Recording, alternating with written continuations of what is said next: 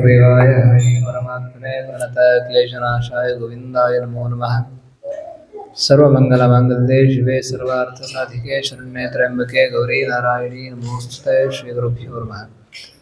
नारायणं सुरगुरुं जगदेकनाथं भक्तप्रियं सकललोकनमस्कृतं च त्रैगुण्यवर्जितम् अजं विभुं नाद्यं ईशं वन्दे भवद्भक्तं अमरासुरसिद्धवन्द्यं नारायणं नमस्कृत्य नरं चैव नरोत्तमं देवीं सरस्वतीं व्यासं ततो जयमुदीरयेत्। ವೇದವ್ಯಾಸರು ಮಹಾಭಾರತವನ್ನು ರಚಿಸಿದ ನಂತರ ಇದು ನಿತ್ಯವಾಗಿಯೂ ಕೂಡ ಚಿಂತಿಸಲ್ಪಡಬೇಕು, ಯಾರಿಗೆ ಇದನ್ನು ಉಪದೇಶ ಮಾಡುವುದು ಅಂತ ಹೇಳಿ ಚಿಂತನೆಯನ್ನು ಮಾಡ್ತಾರೆ. ಅಂತಹ ಸಮಯದಲ್ಲಿ ಅವರ ಆಶ್ರಮಕ್ಕೆ ಚತುರ್ಮುಖ ಬ್ರಹ್ಮ ಬಂದು ವೇದವ್ಯಾಸರ ಬಳಿ ಈ ಮಹಾಭಾರತದ ಮಹಿಮೆಯನ್ನು ತಿಳಿಸ್ತಾ ಇಂತಹ ಒಂದು ಮಹತ್ ಕಾರ್ಯವನ್ನು ಮಾಡಿದ್ದು ಇಡೀ ಲೋಕದ ಶ್ರೇಯಸ್ಸಿಗೆ ಕಾರಣ ಅಂತ ಹೇಳಿ ತಿಳಿಸ್ತಾರೆ. ಹೀಗೆ ಚತುರ್ಮುಖ ಬ್ರಹ್ಮನು ವೇದವ್ಯಾಸರ ಆಶ್ರಮಕ್ಕೆ ಬಂದು ಪರಸ್ಪರ ಆಸನವನ್ನು ಧರಿಸಿಕೊಂಡು ಅವರು ಸಂಭಾಷಣೆಯನ್ನು ಮಾಡ್ತಾರೆ. ವೇದವ್ಯಾಸರು ಮಹಾಭಾರತದಲ್ಲಿ ಏನೆಲ್ಲ ಇದೆ ಅನ್ನುವುದನ್ನು ತಿಳಿಸ್ತಾರೆ. ಇದರ ಮೂಲ ಉದ್ದೇಶವೇ ಎಲ್ಲ ವಿಚಾರಗಳು ಕೂಡ, ಅದನ್ನು ಹೇಳಬೇಕಾದ್ರೆ ಮಹಾಭಾರತದಲ್ಲಿ ಏನಿದೆಯೋ ಅದು ಎಲ್ಲ ಕಡೆ ಇದೆ, ಮತ್ತು ಬೇರೆ ಎಲ್ಲಿ ಇಲ್ಲದ್ದು ಯಾವುದು ಕೂಡ ಇಲ್ಲಿ ಇಲ್ಲ ಅಂತ. ಅಂದರೆ ಎಲ್ಲವೂ ಕೂಡ ಇಲ್ಲಿದೆ, ಯಾವ ವಿಚಾರ ಇದ್ರೂ ಕೂಡ ಅದು ಮಹಾಭಾರತದಲ್ಲೇ ಸಿಗ್ತದೆ. ಮಹಾಭಾರತದಲ್ಲಿ ಇಲ್ಲ ಅಂತ ಹೇಳಿದ್ರೆ ಅದನ್ನು ಹೊರತುಪಡಿಸಿದ ವಿಷಯ ಈ ಜಗತ್ತಿನಲ್ಲೇ ಇಲ್ಲ ಅಂತ. ಅದರಿಂದ ಎಲ್ಲ ವಿಚಾರವನ್ನು ಕೂಡ ಅದರಲ್ಲಿ ತುಂಬಿಸಿಟ್ಟಿದ್ದಾರೆ ವೇದವ್ಯಾಸರು. ಈ ರೀತಿಯಾಗಿ ಆ ಮಹಾಭಾರತದ ಮಹಿಮೆಯನ್ನು ತಿಳಿಸ್ತಾ ಚತುರ್ಮುಖ ಬ್ರಹ್ಮ ಪುನಃ ಈ ಒಂದು ಮಹಾಭಾರತದ ರಚನೆಯ ಉದ್ದೇಶವನ್ನು ಸ್ಪಷ್ಟಪಡಿಸ್ತಾರೆ. ಅಸ್ಯ ಕಾವ್ಯಸ್ಯ ಕವಯೋ ನ ಸಮರ್ಥ ವಿಶೇಷಣೆ ಗೃಹಸ್ಥಸ್ಯ ಶೇಷಾಸ್ತ್ರೈವ ಆಶ್ರಮಾಃ ಜಡಾಂಧಬಧಿರೋನ್ಮತ್ತಂ ತಮೋಭೂತಂ ಜಗದ್ಭವೇತ್ ಯದಿ ಜ್ಞಾನಹುತಾಶೇನ ತ್ವಯಾ ನೋಜ್ವಲಿತಂ ಭವೇತ್. ಈ ಮಹಾಭಾರತವನ್ನು ಕಾವ್ಯ ಅನ್ನುವಂತಹ ರೀತಿಯಲ್ಲಿ ವೇದವ್ಯಾಸರು ಅದನ್ನು ಪರಿಚಯ ಮಾಡಿಕೊಡ್ತಾರೆ. ಅಂತಹ ಮಹಾಭಾರತ ಕಾವ್ಯ ಅನ್ನುವಂಥದ್ದು ಇನ್ಯಾರೂ ಕೂಡ ನಿಮ್ಮನ್ನು ಹೊರತುಪಡಿಸಿ, ವೇದವ್ಯಾಸರನ್ನು ಹೊರತುಪಡಿಸಿ ಬೇರೆ ಯಾರೂ ಕೂಡ ಇಷ್ಟು ಸಮರ್ಥವಾಗಿ ಅದನ್ನು ತಿಳಿಸಿಕೊಡುವುದಕ್ಕೆ ಸಾಧ್ಯವಿಲ್ಲ. ಯಾವ ಕವಿಗಳು ಕೂಡ ಇದನ್ನು ಮೀರಿ ಬೇರೆ ಯಾವುದೇ ವಿಚಾರವನ್ನು ಕೂಡ ತಿಳಿಸುವುದಕ್ಕೆ ಸಾಧ್ಯವಿಲ್ಲ. ಎಲ್ಲ ಮಹಾಭಾರತ ಬೇರೆ ಬೇರೆ ರೀತಿಯಲ್ಲಿ ನಮಗೆ ನಾಟಕವಾಗಿ ಈಗಿನ ಆಧುನಿಕ ಕವಿಗಳು ನಮಗೆ ಕೊಟ್ಟರೂ ಕೂಡ ಅದೆಲ್ಲವೂ ಕೂಡ ಅದರ ಮೂಲ ಇದೆಯಾ.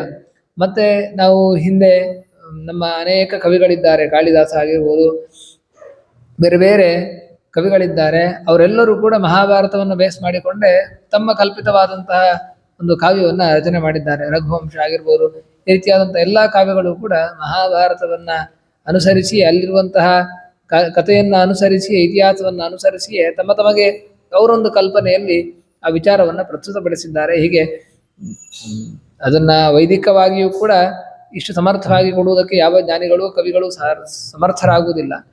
ಅದರೊಟ್ಟಿಗೆ ಇನ್ನು ಆಧುನಿಕ ಕವಿಗಳು ಕೂಡ ಆ ವಿಚಾರದಲ್ಲಿ ಇದರಲ್ಲಿರುವುದನ್ನೇ ಹೇಳಬೇಕೇ ಹೊರತು ಇದನ್ನು ಹೊರತುಪಡಿಸಿ ಬೇರೆ ಏನೂ ಕೂಡ ತಿಳಿಸುವುದಕ್ಕೆ ಸಾಧ್ಯ ಇಲ್ಲ ಅಂತ ಹೇಳಿ ಆ ಮಹಾಭಾರತವನ್ನು ರಚಿಸಿದ್ದು ನಿಮ್ಮ ದೊಡ್ಡತನ ಅನ್ನೋದನ್ನು ತಿಳಿಸ್ತಾ, ಮತ್ತು ಯಾರೆಲ್ಲ ಈ ಮಹಾಭಾರತದ ಪ್ರಯೋಜನವನ್ನು ಪಡೆದುಕೊಳ್ಳಬೇಕು ಅಂತ ಹೇಳಿ ತಿಳಿಸ್ತಾರೆ.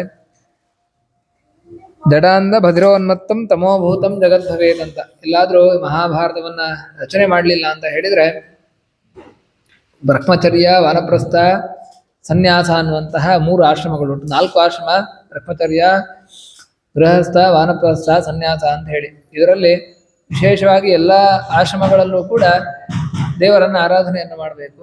ಅದರಲ್ಲೂ ಕೂಡ ಬ್ರಹ್ಮಚರ್ಯ, ವಾನಪ್ರಸ್ಥ, ಸನ್ಯಾಸ ಅನ್ನುವಂತಹ 3 ಆಶ್ರಮಗಳಲ್ಲಿ ಜ್ಞಾನ ಸಂಪಾದನೆಯನ್ನು ವಿಶೇಷವಾಗಿ ಮಾಡಬೇಕು. ಅದಕ್ಕೋಸ್ಕರ ತುಂಬ ಒತ್ತನ್ನು ಕೊಟ್ಟಿದ್ದಾರೆ. ಗೃಹಸ್ಥಾಶ್ರಮದಲ್ಲಿ ಕರ್ಮ ವಿಭಾಗವನ್ನು ಕೂಡ, ಕರ್ಮಾಚರಣೆಯನ್ನು ಕೂಡ ವಿಧಿಸಿದ್ದಾರೆ. ಆ ಮೂಲಕ ಭಗವಂತನ ಜ್ಞಾನ ಸಂಪಾದನೆಯನ್ನು ಮಾಡಿಕೊಂಡೇ ಮೋಕ್ಷವನ್ನು ಪಡಿಬೇಕು, ಭಗವಂತನ ಅನುಗ್ರಹವನ್ನು ಪಡಿಬೇಕು.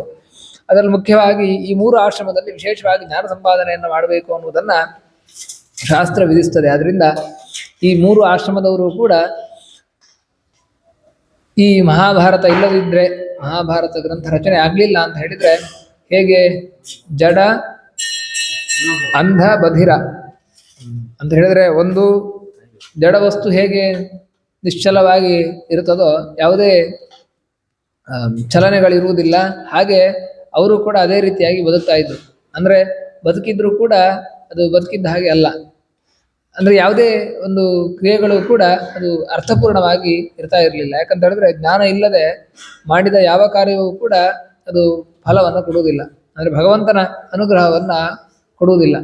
ಕರ್ಮಾಚರಣೆಯನ್ನು ಮಾಡ್ತೇವೆ, ಅದರ ಬಗ್ಗೆ ತಿಳಿದು ಮಾಡಿದ್ರೆ ಆಗ ಮಾತ್ರ ಭಗವಂತನ ವಿಶೇಷ ಅನುಗ್ರಹ ಆಗುವಂಥದ್ದು. ಇಲ್ಲ ಅಂತ ಹೇಳಿದ್ರೆ ಆ ಒಂದು ಭಗವಂತನ ಅನುಗ್ರಹ ಪರಿಪೂರ್ಣವಾಗಿ ಆಗುವುದಕ್ಕೆ ಸಾಧ್ಯ ಇಲ್ಲ. ಆದ್ರಿಂದ ತಿಳಿದು ಮಾಡಬೇಕು ಅಂತ ಎದೇವ ವಿದ್ಯೆಯ ಕರೋತಿ ಶ್ರದ್ಧೆಯ ಉಪನಿಷದ ತದೇವ ವೀರ್ಯವತ್ರಂ ಭವತಿ ಅಂತ ಹೇಳಿ ಉಪನಿಷತ್ತು ಹೇಳ್ತದೆ. ನಾವು ಶ್ರದ್ಧೆಯಿಂದ ಮಾಡಬೇಕು. ಶ್ರದ್ಧೆಯನ್ನು ಮಾಡಬೇಕಾದ್ರೆ ಅದಕ್ಕೆ ಅದ್ರ ಬಗ್ಗೆ ಇದೇ ವಿದ್ಯೆಯ ಕರೋತಿ, ಅದನ್ನು ತಿಳಿದು ಮಾಡಬೇಕು, ತಿಳಿದು ಶ್ರದ್ಧೆಯಿಂದ ಮಾಡಬೇಕು, ಆಗ ಮಾತ್ರ ಆ ಕಾರ್ಯ ಅನ್ನುವಂಥದ್ದು ಫಲವನ್ನು ಕೊಡುತ್ತದೆ ಅಂತ. ಆದ್ರಿಂದ ಆ ತಿಳಿಯುವುದು ಮುಖ್ಯವಾಗಿ ನಮಗೆ ಇರುವಂಥ ಜ್ಞಾನ ಸಂಪಾದನೆ. ಅಂತಹ ಜ್ಞಾನವನ್ನ ಕೊಟ್ಟಿರುವಂಥದ್ದು ಆ ಒಂದು ವಿಶೇಷವಾದಂತಹ ಸಾಧನೆಗೆ ಅನುಕೂಲವಾಗ್ತದೆ ಅಂತೇಳಿ ಚತುರ್ಮುಖ ಬ್ರಹ್ಮ ತಿಳಿಸಿಕೊಡ್ತಾನೆ. ಅದರಿಂದ ಇಲ್ಲ ಅಂತ ಹೇಳಿದ್ರೆ ಕಣ್ಣಿದ್ದು ಕಾಣದಂತೆ, ಹಾಗೆ ಬಾಯಿದ್ದು ಕೂಡ ಆ ಭಗವಂತನ ಚಿಂತನೆಯನ್ನು ಮಾಡದೆ ಮೂಕರಾಗಿ ಇರುವಂತೆ.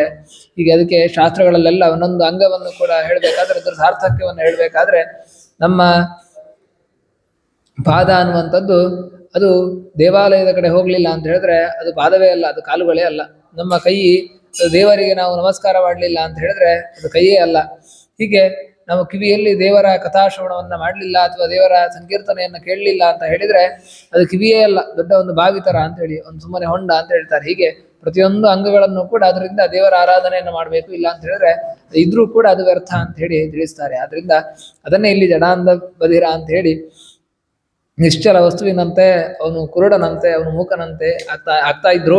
ಇಡೀ ಜಗತ್ತು ಕೂಡ ಆ ಅಜ್ಞಾನದಿಂದ ಆವರಿಸಿಕೊಂಡು ಬಿಡ್ತಾ ಇತ್ತು. ಅದರಿಂದ ಅಂತಹ ಜ್ಞಾನವನ್ನ ಅಗ್ನಿಯಂತಿರುವಂತಹ ಈ ಜ್ಞಾನದಿಂದ ಇಡೀ ಜಗತ್ತನ್ನು ಕೂಡ ನೀವು ಬೆಳಗಿದ್ದೀರಿ ಅಂತ ಹೇಳಿ ಆ ಮಹಾಭಾರತದ ಅದರ ರಚನೆಯ ಸಮರ್ಥನೆಯನ್ನ ಚತುರ್ಮುಖ ಬ್ರಹ್ಮ ತಿಳಿಸ್ತಾ ಮುಂದಿನ ಚಿಂತನೆಯನ್ನು ನಾಳೆ ದಿವಸ ಮಾಡೋಣ.